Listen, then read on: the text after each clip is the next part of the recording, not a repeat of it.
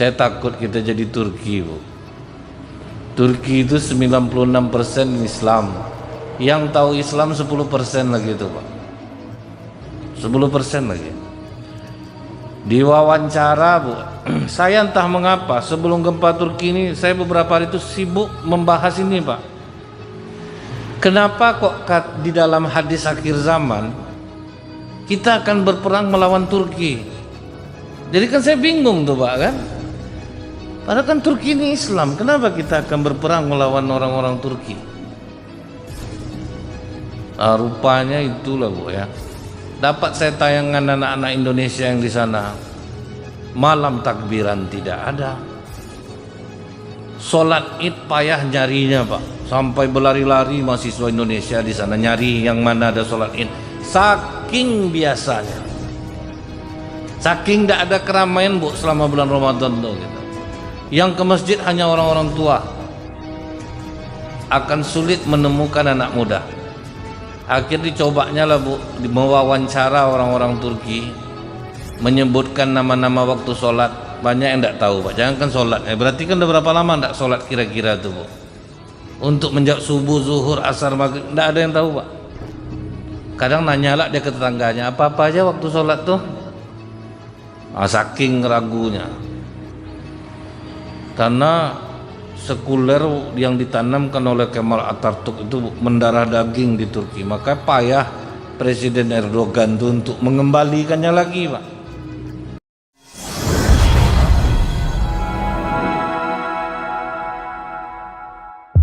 Assalamualaikum warahmatullahi wabarakatuh.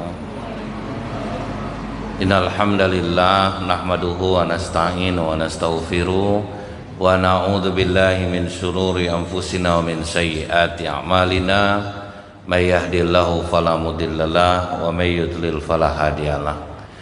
Asyhadu an la ilaha illallah wahdahu la syarikalah wa asyhadu anna Muhammadan abduhu wa rasuluh. Allahumma salli wa sallim wa barik ala hadzal nabiyil karim wa ala alihi wa sahbihi ajmain.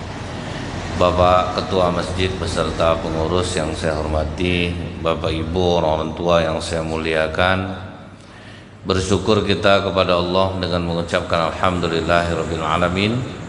Allah masih menunda ajal kita sehingga kita masih ada kesempatan untuk memperbaiki diri. Mudah-mudahan usia yang diberikan Allah ini membawa keberkahan dan menjadi satu asbab kita untuk mendapatkan keampunan Allah dunia dan akhirat. Bersolawat kita kepada Rasulullah sallallahu alaihi wasallam dengan ucapan Allahumma salli ala Muhammad wa ala alihi washabbihi wasallim. Semoga dengan banyaknya kita bersolawat kepada Rasulullah, selain menambah kecintaan kita kepada Rasulullah sallallahu alaihi wasallam, dan nantinya kita akan mendapatkan syafaat di yaumil akhir kelak. Sewaktu Rasulullah mengutus Mus'ab bin Umair namanya, Pak, untuk berdakwah di Madinah. Nah, Rasulullah itu, Bu, ya, yang dipilihnya untuk menjadi duta Islam pertama itu memang tidak sembarang pilihannya, Pak. Mus'ab bin Umair itu anak bangsawan di Mekah, Bu. Jadi kalau anak bangsawan ini tutur kata terjaga, Pak.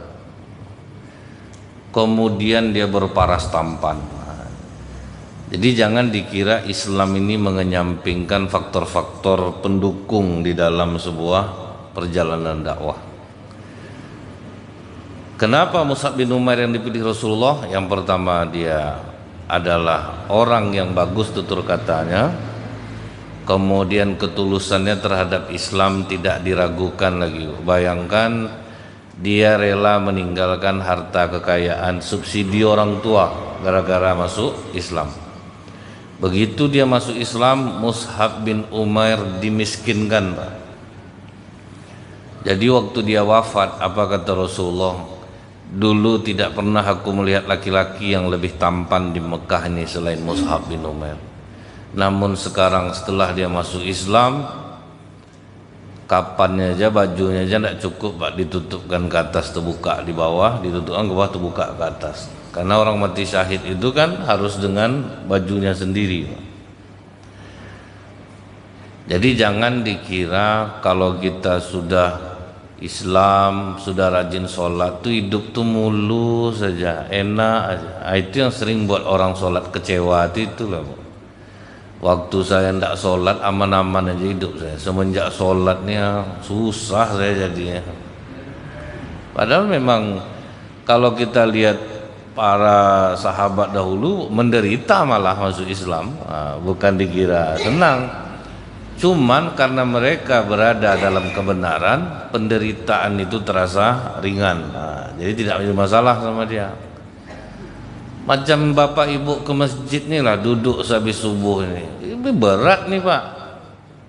Kalau ringan mungkin penuh masjid nih pak, kan tanda berat lah. Cuman bapak ibu yang hadir nih terus seperti ini, karena berat. Cuman anehnya bagi bapak ibu ringan. Jadi kan ujian itu berat bagi sebagian orang, ringan bagi sebagian orang. Bukti yang berat ini ringan bagi bapak ibu. Ditanya orang yang tidak pernah sholat ke masjid, berat tuh mah di rumah lah sholat. Kan memang berat pak. Orang bersepeda bu, ditengokkannya peta perjalanannya di IG, nak tanggung kilonya pak. Masjid depan rumah nak tempuh, itulah beratnya ke masjid nih. Jangan dikira ringan nih pak, ujian berat nih, tapi mudah bagi bapak ibu. Nah, Mus'ab bin Umair gitu juga menderita dalam Islam, tapi nikmat baginya. Waktu dia pergi ke Madinah itu pak, di Madinah waktu itu ada orang yang sangat disegani pak, kepala suku di Madinah, namanya Sa'ad bin Mu'adz. Sa'ad bin Mu'adz ini terdengar kabar ada orang menyampaikan tentang agama Islam, tidak boleh nyembah berhala. Mana maksudnya Mus'ab bin Umair ini bu, dapatku kabar itu pak, dibawanya tombaknya pak, mau ditombaknya Mus'ab bin Umair tuh bu. Karena Mus'ab ini tenang orangnya pak, kata-katanya terjaga. Kalau kita tuh kabur lari langsung pak, dia tenang dia bu. Itulah kadang bedanya bu ya, orang-orang yang dididik dengan kebangsawanan itu memang beda bu.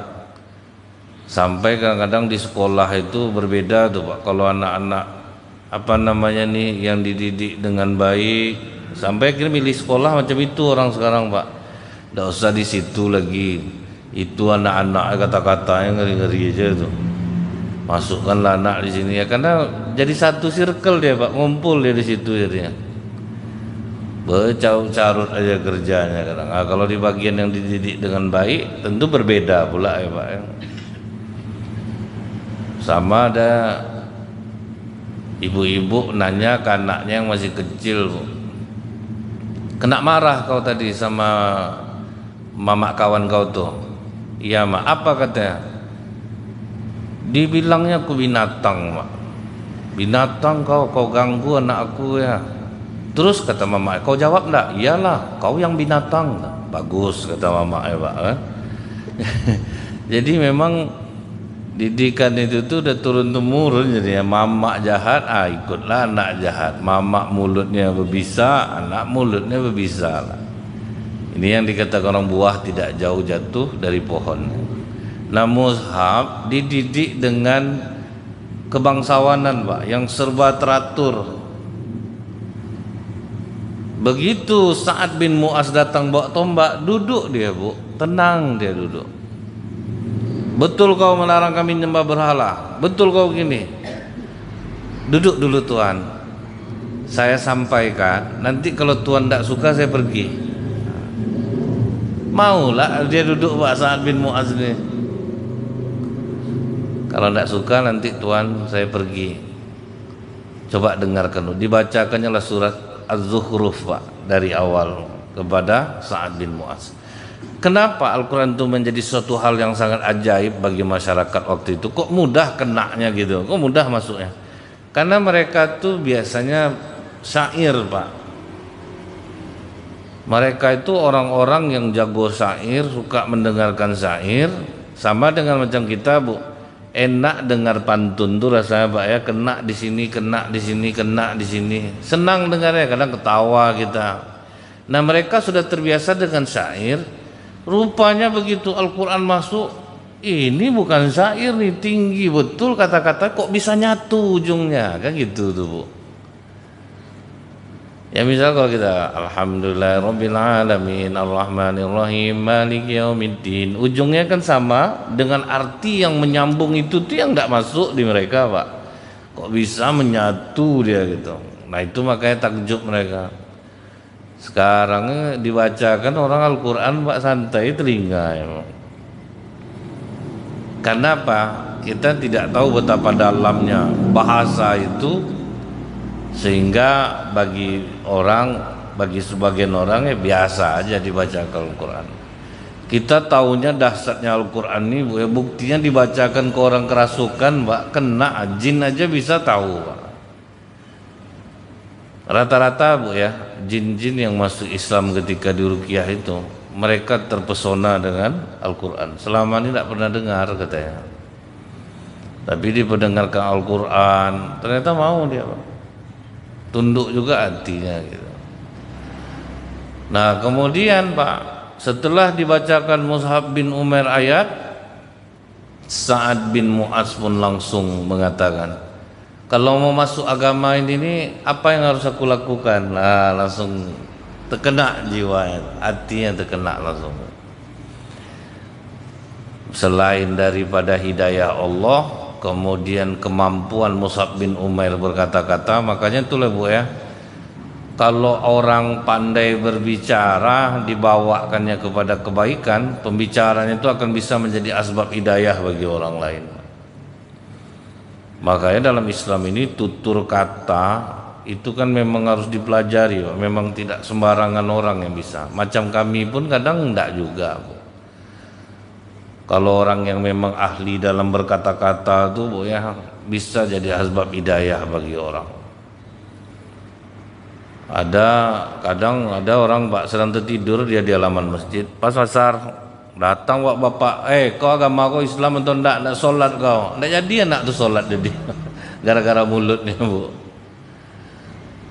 Maksudnya mungkin bisa dibangunkan dengan pelan, dengan kata-kata yang baik.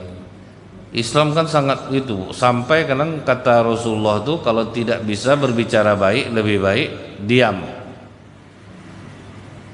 Nah, kalau tidak bisa berbicara dengan baik, lebih baik diam. Nah ini kadang kelemahan kita orang Islam sekarang ini itulah Bu, tutur kata itu susah untuk dijaga. Diam ndaklah mau, nah itu susah itu Bu ya. Udah tutur kata payah dijaga, diam ndaklah mau.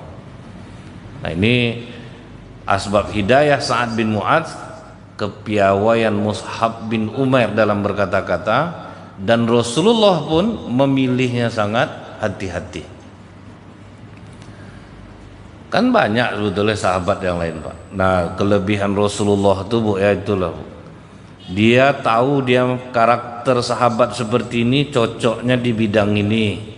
Kalau yang ini cocoknya di sini, kalau yang ini cocok di sini. Itu yang membuat Islam itu maju. Karena masing-masing orang mendapatkan bidang yang mereka sukai. Orang kalau sudah mengerjakan bidang yang mereka sukai, insya Allah mereka ikhlas. Kalau orang Mbak ya, memang dia itu di bidang dia, cara gerak tubuh dia aja pun berbeda ketika melayani orang. Karena dia memang suka di situ. Makanya kita ada kadang lihat kalau pencucian sepeda motor gitu Pak ya, misal dia ada 7 orang, pasti nanti ada terperhatikan kita Pak yang bahasa tubuhnya beda, nampak keikhlasan dia dalam bekerja itu Bu. Cara gerak tubuhnya, cara dia telaten itu nampak Pak. Itu yang disebabkan orang akhirnya memberinya lebih. Nah, mau orang ngasih dia lebih karena cara dia tuh. Ini jualan ndak dari hati Bu, membalikkan orang main lempar, mau beli kali mukanya tuh artinya mau beli silahkan, ndak nanti, nah gitu Pak. Gimana mau bagus jadinya? Misal kita nih jalan ke pasar Sahil nih Bu, kita akan terasa mana orang yang dagang pakai hati, mana yang enggak. Dari cara dia melayani, keramahan dia, nampak ini memang bidang dia ini nih. Kalau yang enggak tuh Bu ya, sudah kita menawar Bu, bercerita dia ke sebelah. Piti enggak ada, banyak lo gaya. Gitu-gitu jadinya, karena itu enggak bidang dia. Tapi kalau orang yang memang bidang dia, biasa sama dia tuh Bu, enggak jadi orang enggak apa-apa. Itu kedahsyatan kata-kata bisa menggugah jiwa yang keras tuh. Begitu Sa'ad bin Mu'adz masuk Islam Pak, mereka tuh Bu langsung total, tidak tanggung-tanggung Pak. Kalau udah masuk Islam itu total. Nah itu yang kita sulit tuh Bu kan, bisa total tuh Pak, berhenti, stop semua apa yang dilarang, stop. Kita tidak bisa, belum bisa lagi Ustaz. Gimana lah, pengeluaran udah terlanjur besar, nanti jujur kita kerja apa ya, anak udah terlanjur kuliah di sini. Itu tuh Pak banyak. Contoh Mus'ab bin Umair, begitu masuk Islam langsung miskin total dalam satu hari. Dalam satu hari langsung miskin Bu, semua fasilitas dicabut. Kita itu yang payah, makanya Bu ya, orang banyak bingung sekarang, udah duduk di masjid pun tidak bisa tenang jiwanya Pak. Karena apa? Maksiatnya itu banyak Pak. Ada yang berprinsip kalau jualan tidak mengakali orang, tidak berlaba kita.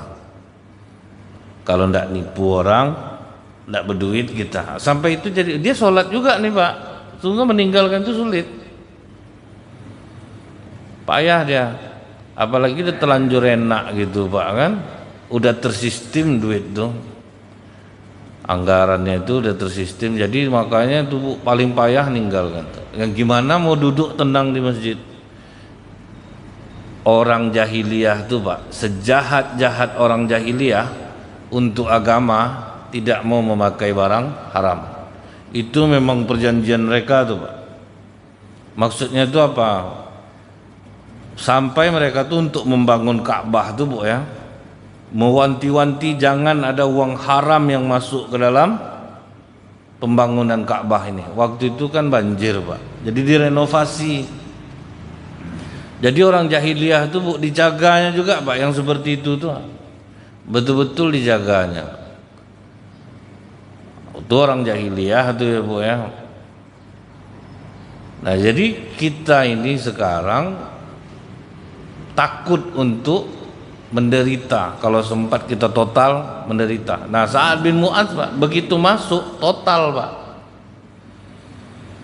Bukti totalnya itu apa ya Bu ya, waktu Rasulullah mau berangkat ke perang Badar, itu apa permohonan Sa'ad bin Mu'adz? Ya Rasulullah, akan kami buatkan tenda-tenda untukmu di atas punggung kuda. Kalau terjadi apa-apa pada diri kami ya Rasulullah, tolong tinggalkan kami. Karena orang yang tidak ikut berperang mungkin jauh lebih mencintaimu daripada kami. Ya, sengaja digitukan ya Pak, supaya Rasulullah kalau ada bahaya pergi. Biarlah kami ini mati asal kau tetap hidup ya Rasulullah. Karena orang yang tidak ikut berperang bisa jadi lebih mencintaimu daripada kami.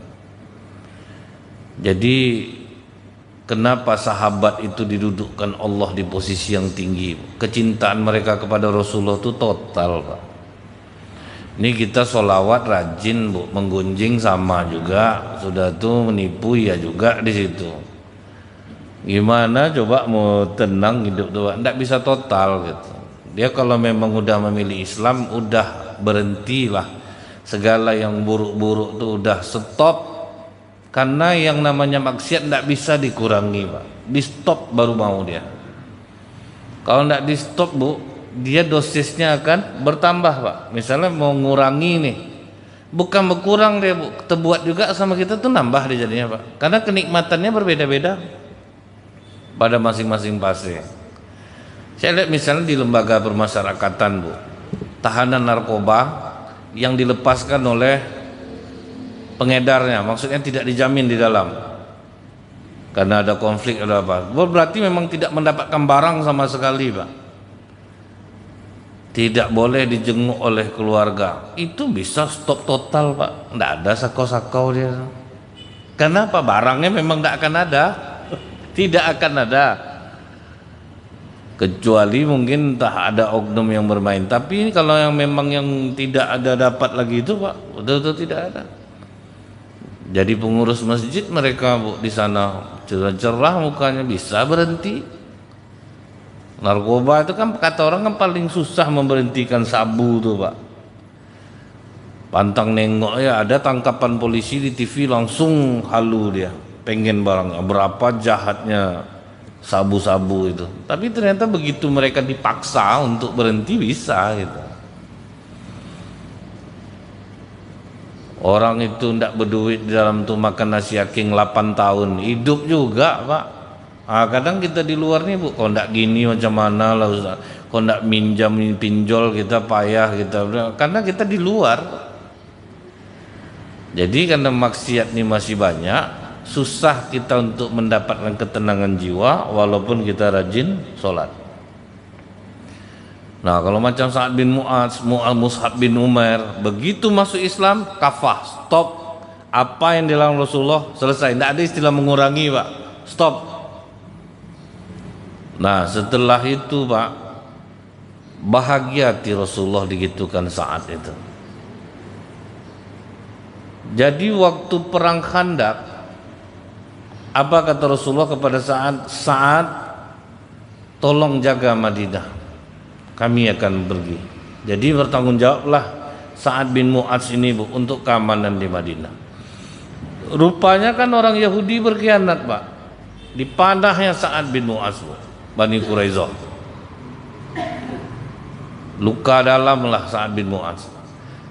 Jadi lihat Bu, taat pun ibadah, kalau bakal kena itu kena juga Pak.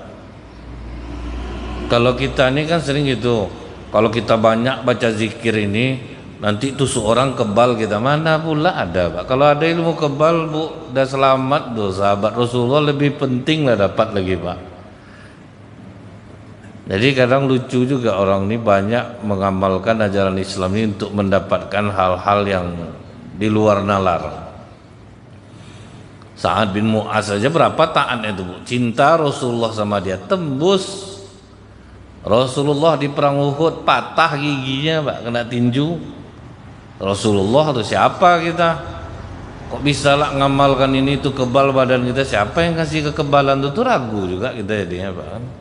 Kalaupun iya nih Bu, kira-kira siapa kita dibanding Sa'ad bin Mu'adz itu Pak? Jadi udah luka dia. Apa kata Rasulullah? Tolong jangan jauh Sa'ad dari kita, agar aku bisa selalu menjenguknya. Nah Rasulullah menyediakan waktu untuk selalu menjenguk Sa'ad bin Mu'adz ini Bu. Rupanya Rasulullah tidak senang karena Bani Quraisyah sudah berkhianat.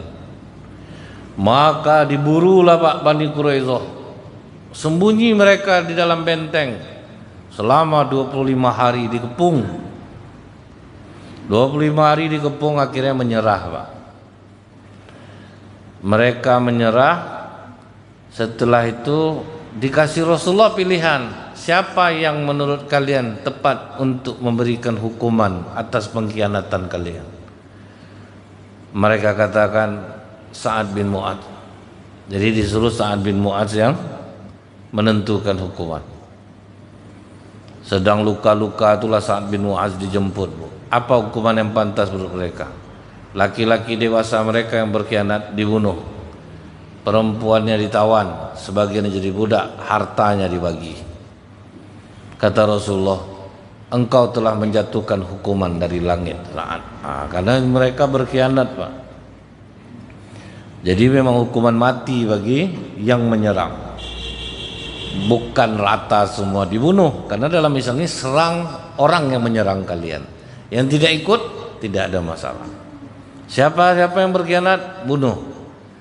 Istri-istri mereka, perempuan-perempuan mereka ditawan, kemudian dijadikan budak. Itulah penghinaan untuk tawanan perang. Nah kemudian Bu ya, Begitu terdengar oleh Rasulullah Sa'ad bin Mu'adz sakratul maut, itu kata sahabat Rasulullah berlari, Pak. Itu cinta Rasulullah kepada Sa'ad bin Mu'adz dan cinta Sa'ad bin Mu'adz kepada Rasulullah. Kata Rasulullah, ayo cepat kita buru-buru, nanti kita keduluan malaikat. Karena rupanya begitu Rasulullah sampai, menjinjit-jinjit kaki Rasulullah masuk tuh, Pak. Tuh heran sahabat, kenapa kau tadi berjinjit Rasulullah? Ramai malaikat berada di sisi Sa'ad bin Mu'adz. Jadi kita ini sekarang, Pak, ikut Rasulullah nih posisi yang nyaman-nyaman, Pak. Posisinya nyaman-nyaman, sholat jamaah, sholat sunat, zikir, posisi amar ma'ruf lah. Kalau misalnya nahi mungkar itu paling tidak ke diri sendiri dulu, Pak. Meninggalkan segala maksiat dalam bentuk sekecil apapun. Apa yang sekarang nih lawan berat kita nih, Bu? HP, Pak. HP itu sampai dianggap berhala kedua sekarang ini, Pak.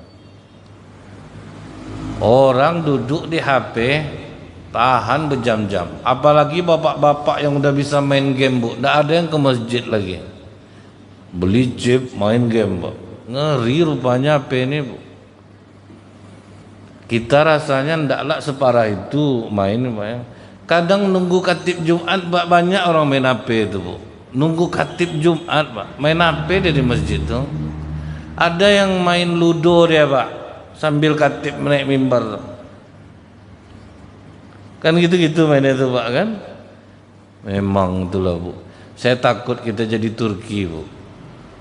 Turki itu 96% Islam. Yang tahu Islam 10% lagi itu, Pak. 10% lagi. Di wawancara, Bu, saya entah mengapa sebelum gempa Turki ini saya beberapa hari itu sibuk membahas ini, Pak.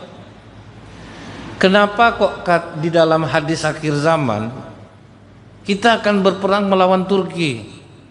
Jadi kan saya bingung tuh, Pak, kan? Padahal kan Turki ini Islam, kenapa kita akan berperang melawan orang-orang Turki? Nah, rupanya itulah, Bu, ya. Dapat saya tayangan anak-anak Indonesia yang di sana, malam takbiran tidak ada, sholat id payah nyarinya, Pak, sampai berlari-lari mahasiswa Indonesia di sana nyari yang mana ada sholat id, saking biasanya, saking tidak ada keramaian, Bu, selama bulan Ramadan tuh gitu. Yang ke masjid hanya orang-orang tua, akan sulit menemukan anak muda. Akhirnya dicobanya lah, Bu, mewawancara orang-orang Turki, menyebutkan nama-nama waktu sholat. Banyak yang tidak tahu, Pak. Jangan kan sholat, berarti kan udah berapa lama tidak sholat kira-kira tuh, Bu? Untuk menjawab subuh, zuhur, asar, maghrib, tidak ada yang tahu, Pak. Kadang nanya lah dia ke tetangganya, apa-apa aja waktu sholat tuh. Saking ragunya, karena sekuler yang ditanamkan oleh Kemal Atatürk itu mendarah daging di Turki. Maka payah Presiden Erdogan itu untuk mengembalikannya lagi, Pak. Karena sekuler itu kan enak, Bu. Tidak harus pakai jilbab, mau pakaian seksi terserah. Pokoknya enak lah, bebas. Tentu orang yang ngarah ke kiri ini paling suka lah, Pak, yang seperti itu. Sementara kalau kita beragama semua diatur, ini tidak boleh, ini tidak boleh, ini tidak boleh. Nah, itu yang kita takutkan tuh, Bu, karena anak-anak kita ini memang betul-betul di HP itu luar biasa. Kadang orang tua dia malas lah diganggu main HP, dikasihnya lah HP ke anaknya, Pak. Dia tidak ingin terganggu main HP pula, atau supaya anaknya diam kasih HP. Akhirnya anak-anak tuh, Bu, keasikan dia yang ditengoknya, karena memang tontonnya itu bermanfaat, cuman kan tidak ada masalah sholatnya, tidak ada masalah ngajinya, tidak ada masalah apanya. Yang hebatnya itu, Bu, ya, di Amerika sendiri tidak ada anak yang main HP, Pak. Memang orang tuanya full harus menemani dia. Di Arab Saudi susah nyari anak-anak muda main HP. Tapi kalau megang Quran banyak. Kita itulah nih Pak yang diambil tuh sisi yang nyaman-nyaman. Karena sekarang nih Bu ya, saya udah terasa nih di Pekanbaru ngumpulkan anak-anak remaja masjid itu udah susah sekarang Pak. Padahal dikasih makan tuh Pak. Hadir wirid remajanya main HP semua di dalam tuh Pak. Dilarang sebentar, sudah tuh main lagi dia. Nah, itulah susahnya Pak. Karena memang yang pertama itu sudah zamannya. Itulah ujian kita lagi nih Pak kan. Memang itu udah zamannya. Kita tidak mungkin pula bisa melawan, cuman mungkin orang-orang tua ini maulah berkorban waktu untuk main sama anak, mendidik anak. Kalau dilepas kan gitu aja Bu, tidak ada yang bisa memfilter tontonan tuh Pak, tidak ada yang bisa. Nah itu ya Bu ya. Jadi kalau kita misalnya total udah meninggalkan maksiat diri aja lah Pak. Apa maksiat kita? Entah suka ngolah orang kalau kita berjualan, suka menipu orang, suka membuat anggaran yang ndak-ndak. Karena kalau soal buat anggaran sebetulnya ndak ada beda sama orang maling sebetulnya. Cuman bedanya status saja Pak. Kalau orang maling terlalu rendah kadang Bu yang dicurinya. Ini dia nyurinya intelektual gitu Pak ya. Harga sekian dibuat sekian, harga sekian dibuat sekian. Itu nanti dirancang bagaimana supaya ini. Jangankan di bagian itu lagi Pak ya. Di bagian agama aja itu banyak akhirnya dijadikan orang ladang duit. Makanya saya tuh Pak ya agak nentang Bu kalau misalnya ada orang untuk hal-hal keagamaan, misalnya bangun pondoknya di mana, mintanya di mana itu Pak ya. Dia ada program apa, terus melandaskan ya kapan lagi kita berjuang untuk agama ini. Kalau pondok tahfiz sebelah ya Pekanbaru ini Pak, udah banyak Bu. Pondok pesantren tinggal milih lagi Pak. Terus ada program-program itu. Akhirnya pas saya safari dakwah ke Padang kemarin Bu, jumpa saya sama pondok pesantren yang sebagian kota infaknya itu di Pekanbaru diedarkan Pak. Jadi saya ketemu juga sama yang tukang ambil kota infak di Pekanbaru. Saya tanya sama dia, Bu, berapa 1 bulan atau 2 bulan dapatnya? Kadang dapat 20 juta Ustaz. Memang ada anak yatimnya di pondok pesantren. Jadi ini topeng nih Pak. Kalau menurut saya itu topeng Pak. Kalau mau buka sekolah itu kalau tidak ada dana tidak usah buka lagi. Jangan minta-minta semua. Kalau menurut saya seperti itu Pak kasarnya. Karena banyak kok Bu orang membuka sekolah di Pekanbaru ini dana pribadi Pak. Kalau tidak ada dana tidak usah coba buka. Kalau kita minta terus ke umat ini sampai kapan Pak? Untuk bangun sekolah, untuk makan anak yatim, fakir miskin, mau sampai kapan? Jadi ini untuk siapa saja yang merasa lah gitu Pak ya. Karena itu siapa saja Bu. Kadang untuk ya ini menggratiskan anak-anak yang belajar penghafal Quran, udahlah. Kalau memang tidak ada duit tidak usah dipaksakan. Itu aja sebetulnya. Jelas kita menyumbang untuk kita lagi Pak kan. Ini bagaimana parkiran masjid kita ini lapang. Jelas nampak di depan mata loh Pak. Anak yatim kita gimana kita sekolahkan mereka sampai tamat. Yang udah kuliah kita bantu masuk dia ke duafa bukan kan masuk dia ke menuntut ilmu. Dia tidak yatim lagi, kasih dia menuntut ilmu. Disejahterakan masyarakat sekitar, aman tuh Bu. Jadi masyarakat menganggap masjid ini betul segala-galanya, banyak mendatangkan keuntungan bagi umat. Itu jadinya Pak. Saya udah juga bilang juga Bu ke yayasan kawan-kawan, sampai kapan kalian mau minta seperti ini, sampai kapan? Buatlah usaha, jadi terhormat pondok ini nanti, karena dia punya pencarian sendiri untuk membiayainya. Tengok tuh. Orang haji di Malaysia beberapa tahun mendatang besok Pak gratis tuh Pak jamaah haji Malaysia. Sebab apa Bu? Dari dulu asal jamaah haji mau berangkat mereka sedekah Pak. Jadi sedekah itu dikumpulkan, kemudian mereka beli ikut untuk usaha-usaha orang yang sudah berhasil, sehingga 70% saham Malaysia itu milik jamaah hajinya. Jadi suatu saat orang Malaysia berangkat haji gratis Pak, karena dibiayai oleh lembaga itu. Nah itu yang bagus tuh. Ini ya Bapak Ibu, tolonglah pesantren kita, anak-anak kita. Akan akhirnya seperti itu jadinya Pak kan. Jadi pas saya tanya tuh Bu, terus berapa untuk kamu ngutip? Di situ terkejut saya Pak, 50% dari hasil kotak itu. Emak, dahsyat tuh. Saya heran lagi tak. Yang punya pondok kerja ndak ada S3-nya selesai kata, mobil ganti-ganti. Nah, itulah enaknya duit seperti itu tuh Pak. Jual aja kemiskinan anak-anak kita. Akan gitu tibanya caranya itu Bu ya. Jual kemiskinan dia. Ini perlu dibantu. Saya lihat pesantren, banyak pesantren di Pekanbaru ini Pak. Ini ndak pernah minta sumbangan setahu saya nih. Ada saya lihat tuh Pak. Kuat mereka ini. Ada rasa bangga Bu, terhormat rasa nengok pondok itu Pak. Ini ndak pernah minta semua sumbangan. Ah ini besar, ndak juga pernah minta semua sumbangan. Jadi kalau ibaratnya itu, kalau mau buat sesuatu itu tuh pertimbangkan dulu matang-matang. Sanggup ndak kita rasanya? Kadang apa ndak rugi pengurus masjid dibuatnya Pak. Datang deh nanti ke masjid, diketemui Pak Ketua. Kami ada bawa ustadz dari Jakarta. Jadi kami ini mengumpulkan infak untuk pembangunan. Akan sering seperti itu Pak. Akhirnya Bu, jamaah banyak lah nyumbang Pak.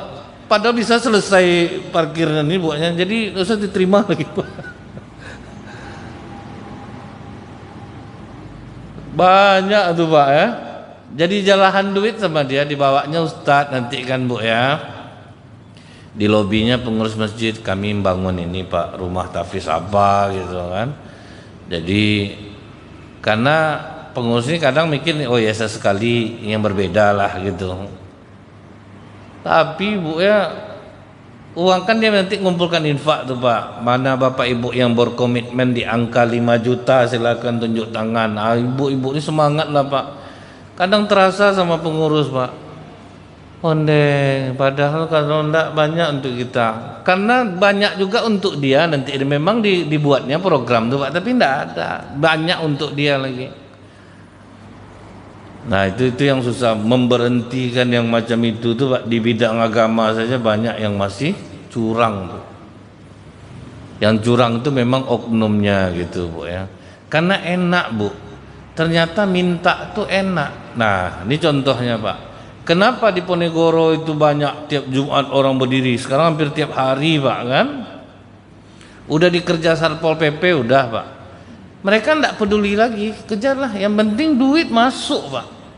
Mau kalian kejar kami balik. Itulah bahayanya tuh. Makanya kalau orang buat program tuh muka tembok semua Pak. Kalau minta ini enggak ada loh. Makanya saya lebih support Bu ya, biarlah kita muka tembok di tempat kita sendiri. Ada yang mau kita beli, ada yang mau kita buat. Biarlah muka tembok lah, kan nampak Pak apa yang mau dibuat.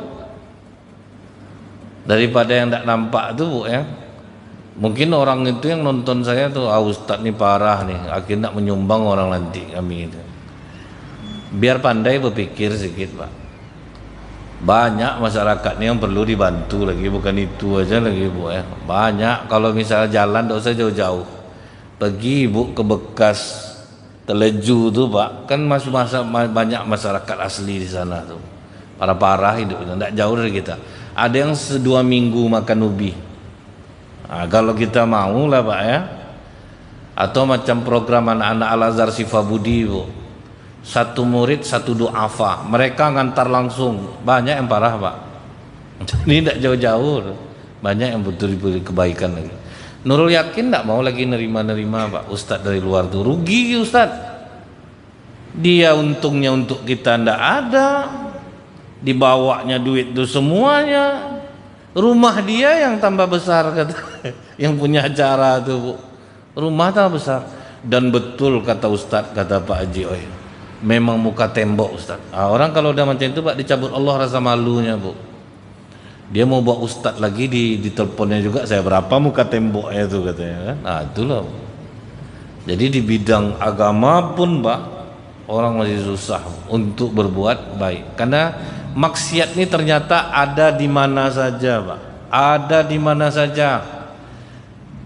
Kita bilang orang-orang umum korupsi apa, lebih parah lah kadang di agama ini lagi Pak, korupsi.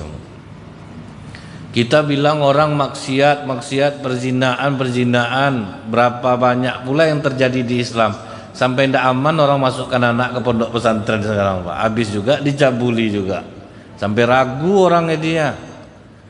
Awak mau tempat yang aman di pondok kan anak, rupanya anak pun kena juga di pondok.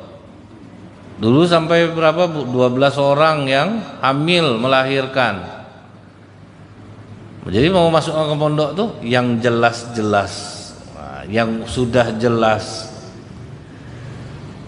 Ini baru buka, baru berapa orang masuk sana. Kan sebetulnya kan banyak yang jelas itu kan banyak Pak, yang udah jelas. Nah itu Bu ya. Jadi total begitu kalau kita sudah mau Islam ini, stop itu betul-betul stop maksiat untuk diri kita aja. Kadang memang itu yang susahnya Pak, bagi kita pedagang nih ya. Jual beli udah kurang, datang orang masuk Pak. Kadang-kadang Bu ya, lobby itu udah ngeri pula Pak. Kalau ini beda bahannya Pak. Padahal itu juga Pak. Kalau ini ya murahnya segini ya, padahal enggak Pak. Akhirnya jahat jadinya. Itu yang bahaya tuh. Jadi kita tuh yang penting dapat keajaiban dari memberhentikan maksiat. Apa kata Rasulullah? Orang yang berhenti dari maksiat akan dikokohkan walau tanpa tentara, akan tetap berjaya walaupun tanpa dukungan, dan kemudian akan kami cukupkan dia walaupun dalam kemiskinan. Itu tuh Pak. Jadi kalau saya melihat ya Bu ya, orang-orang seperti itu tuh ketemu Pak, bahagia dalam kemiskinan itu, walaupun dia miskin hidupnya Bu, tapi bahagia dalam kemiskinan, dikokohkan dia tanpa tentara, maksudnya kuat hatinya Bu jadinya. Nah itu gambaran kecintaan Sa'ad bin Mu'adz kepada Rasulullah SAW. Kelebihan mereka apa Bu? Begitu Islam total stop maksiat, dimulai dari diri sendiri. Nah dia melawan diri kita sendiri ini lebih parah Pak. Nggak usah lah kita keluar lagi Bu. Pas mau masuk puasa, besok tuh sebelum subuh baca 2 lembar Al-Quran, setelah subuh 2 lembar, kali 5 waktu sholat, dah 1 juz 1 hari. Akan inilah gaya nih Pak. 3 hari sudah tuh nggak ada lagi, bubar tuh Pak. Itu melawan diri sendiri aja kita payah gitu Bu ya. Jadi janganlah keluar lagi Bu, kita tengok keburukan kita sendiri ini aja lah dulu. Nah, kita tengok keburukan diri kita sendiri, masih banyak kita yang bertentangan dengan diri kita ini. Apakah untungnya kalau kita mencintai Rasulullah itu Bu? Ini seperti Sa'ad bin Mu'adz, dengan cintanya kepada Rasulullah membuat dia diridhoi oleh Rasulullah dan dinaungi oleh malaikat Allah. Karena Bu, untuk mendapatkan, kalau kita mencintai orang Bu ya, itu kita total apapun. Kalau sekarang lah cinta yang salah aja lah Pak. Suami tidak kerja, istri yang kerja. Suami ini tidaklah mau makan di rumah, makan harus di luar Bu. Istrinya lah membiayai tiap hari Pak. Tuh ngapa memangnya?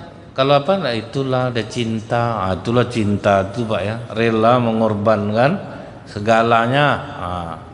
Udah capek mungkin keluarga bilang bodoh kau, malaki macam itu tinggalkanlah. Tapi cinta itu memang udah, itu yang cinta yang salah loh Pak.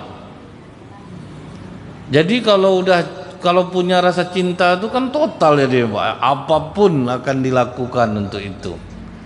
Apapun akan kita sama-samakan lah, apa yang perlu bisa kita ikuti, yang mampu kita rasanya seperti Rasulullah dan para sahabat. Saking cintanya ada seorang sahabat, Bu, apa katanya ke Rasulullah?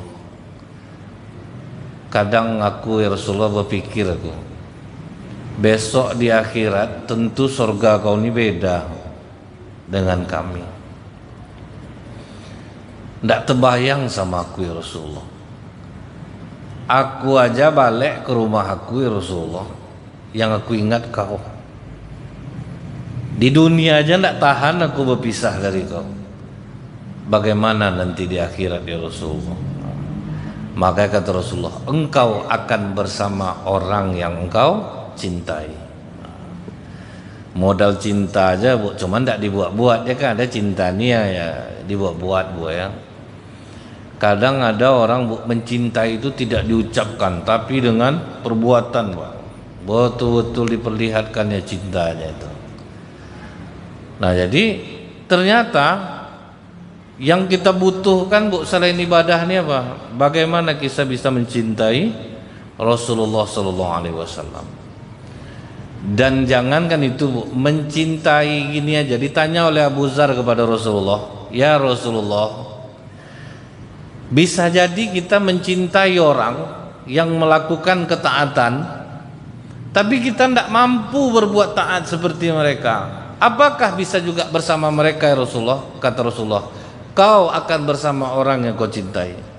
Mencintai orang soleh aja kita, Pak, udah dahsyat itu, Pak. Kan kadang kita, Pak, deh tengoklah Bapak tuh rajin betul mengaji. Kita belum mampu lagi. Mencintai itu aja, Pak, bernilai rupanya di sisi Allah. Mencintai orang-orang soleh. Ini orang-orang soleh kena maki-maki, Bu. Makanya di rumah sakit sekarang itu banyak orang berpenyakit tapi tidak tahu penyakitnya itu, Pak. Karena apa, Bu? Menjelekkan orang biasa saja sama memakan bangkai daging orang yang sudah mati. Memaki orang-orang soleh, memakan bangkai daging beracun. Jadi tidak terdeteksi penyakit itu lagi, Pak. Wajah soleh-soleh, Bu. Karena orang kan sekarang suka menghina ustadz yang tidak sesuai dengan dia. Kita bisa mencintai, misalnya saya mencintai Bapak, mau ngurusin masjid, mau berkorban untuk masjid, kadang maki yang dapat. Kan kalau kita diurus masyarakat itu, Pak, 100 kebaikan yang kita buat, 1 kesalahan, habis yang 100. Tapi mau kita, saya cintai itu tuh, paling tidak saya mendapatkan berkahnya walau tanpa saya mengamalkannya.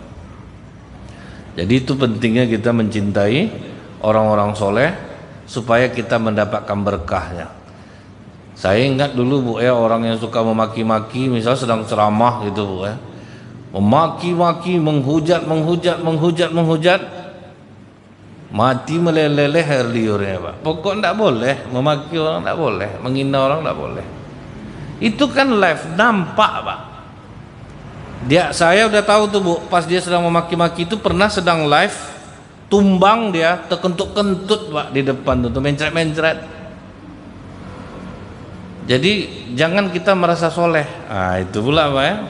Cintai orang soleh, jangan merasa soleh sehingga kita membuat kita rendah hati. Jadi, nah, mudah-mudahan kita bisa menjadi orang-orang yang mencintai Rasulullah dan mencintai orang-orang yang melakukan amal soleh. Subhanakallahumma bihamdika, asyhadu an la ilaha illa anta, astaghfiruka wa atubu ilaik. Assalamualaikum warahmatullahi wabarakatuh.